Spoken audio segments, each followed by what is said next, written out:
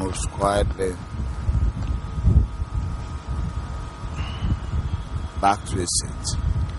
Professor Joseph Opala.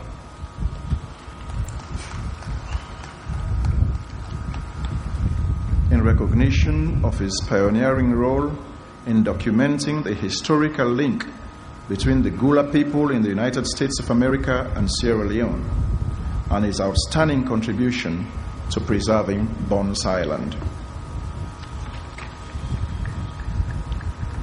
This recipient's groundbreaking academic research has rolled back time and shown how aspects of Sierra Leonean culture and way of life over 200 years ago still survives and thrives in coastal southeastern United States. Professor Opala's research has shown that many of the Gula peoples of coastal South Carolina and Georgia are descendants of slaves taken from Sierra Leone more than 2 centuries ago. His discovery of this Gula connection has led to a series of homecomings, one of which actually reunited a family that was torn apart by the transatlantic slave trade. Opala first came to Sierra Leone as a Peace Corps volunteer in 1974. 2 years later, he began his study of Bones Island, cutting back decades of bush growth and vegetation at the former British slave castle near Pepel. His efforts made him the first scholar to recognize the functions of all major buildings on the island, including the men's and women's slave yards. He is also the first to unearth irrefutable evidence that Bones Island sent many captives to the North American colonies, especially South Carolina and Georgia, where farmers there needed the advanced skills of African rice planters to increase their yield. He concluded that Bones Island had a stronger link to the U.S. than any other slave castle in West Africa. Professor Opala has also shown that the African-American Gula people of southeastern United States have preserved the customs and traditions of their rice-growing ancestors from Sierra Leone. They speak a language that closely mirrors Sierra Leonean Creole and contains many words from African languages, including Mende, Vai, Fula, and Temni. He caused a sensation in Freetown when he announced his early discoveries during a public lecture at the U.S. Embassy in 1985, letting Sierra Leoneans know that part of their culture has been alive in the USA for more than 2 centuries, what's now known as the Gula Connection. In 1988, he organized a visit by then President Joseph Saidu Momo to the Gula community on St. Helena Island, South Carolina. The president was so thrilled to see rice mortars and fanners and admired the many similarities in language, culture, and food, especially the rice dishes that reflect genuine Sierra Leonean cuisine.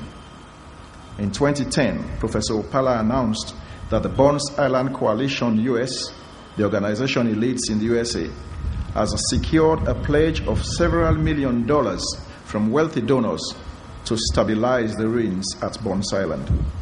The project will transform the site into a modern historic park and includes a museum about Bones Island's history to be built somewhere on Freetown's natural harbor. The idea is for visitors to whet their appetite at the museum before heading upriver to the castle itself. Opala and his team recently restructured the Bones Island project to ensure that Sierra Leoneans will take charge of it by the 3rd year and then receive advanced training abroad on all the skills needed to run a modern historical park. During his 4 decades work in Sierra Leone, he has taught at Rokel College, during which he secured Fulbright Fellowship funds for 2 Sierra Leonean scholars to visit the Gula region and do research of their own. He also helped the Freetown players to compose songs and plays telling the Gula collection all over the country. Feeling as much a Sierra Leonean as he is American, Professor Opala put aside his public history work during the Rebel War, and in 1995 he joined Zainab Bangura and Dr. Julius Spencer to establish the Campaign for Good Governance. When the deteriorating situation during the AFRC interregnum forced him to return to the U.S. in 1997, he spoke about Sierra Leone's grave situation in prestigious forums like the UN, the World Bank, the State Department, and Harvard University. Professor Opala also used the Gula connection to help his advocacy. Once they became aware of what was happening in Sierra Leone, some influential Gula people made repeated trips to Washington to demand help for what they called their ancestral home in Africa. Professor Joseph Opala. Well, as you've heard from the master of ceremony there, Professor Joseph Opala is today a member of the Order of the Rokel, decorated by no less a person than His Excellency the President of Sierra Leone. And I am proud to say that I've worked with him, going to Burns Island to see that historic site.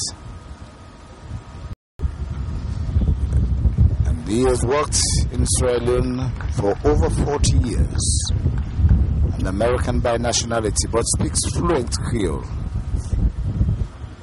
He bows and goes back to his seat. Chief Sumaila Abdul Yeme Sise,